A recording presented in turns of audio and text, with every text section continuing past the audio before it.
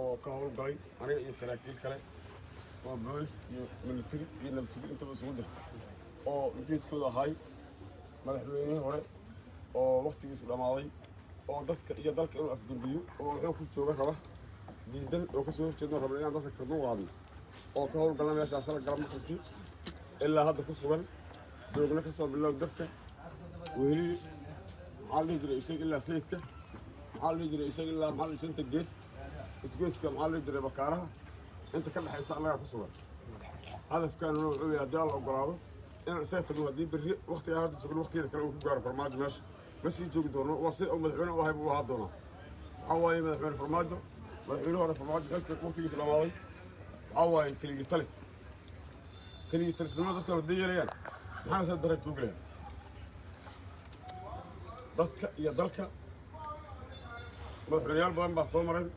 doorashadii ku imaan jireen waqtigiisu markuu dhamaadaan waa ka tegi jiray farmaajo waa diiday wax aan sharciga waafaqsanayn buu rabaa inuu ku dhaqo iyo dalka raallina kama nihin waana isku qaadaynaa waana sida aan xabad u bilownay mana joojin doono ciidamadiinnan aad sheegtay in sayidka ilaahu wadaag aad la wareegteen yaa idin hogaaminayay anaa hogaaminayay abdulqaadir maxamed warsamo ah oo gaashaalo saraa saraakiil kala joogtay ma magacaabayo laakiin ma maqsuumi doonaan askartan dowladday ka mid ahaayeen mise waa military waa ku jira boolisaa ku jira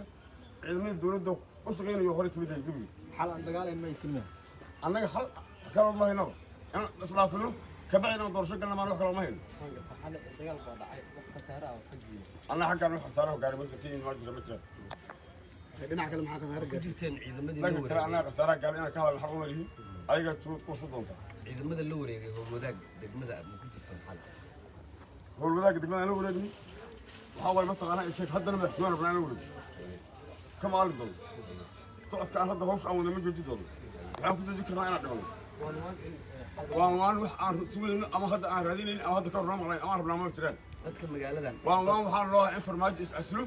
ama uu ka tanasulo labadii sabab dadka magaaladan xabad iyo dhibaato waa ka gaareen isleediin in aad u turtaan waa ma uga roon tahay gumaysi iyo kaligitanimo ma qaadanayo meelaha hadda aad ku sugan tihiin ciidankiida isgooska bakaaraha shanta geed isgooska dabka weheliye ilaa sayidka dhulkaas oo dhan ku suganna iyay ku dhexaysa ciidamada magaalada kale ka dagaalamaya dhammaan waa suganna taariikhda soomaalida ujeedkan waa in farmaajo meesha soo yaad gacan ka helaysaan oo kale marka laga reebo inaad idinka dagaalka qayb ka tihiin oo Soomaaliya Korea ma cid Soomaaliya Korea soo daan gacansiga ka furnaado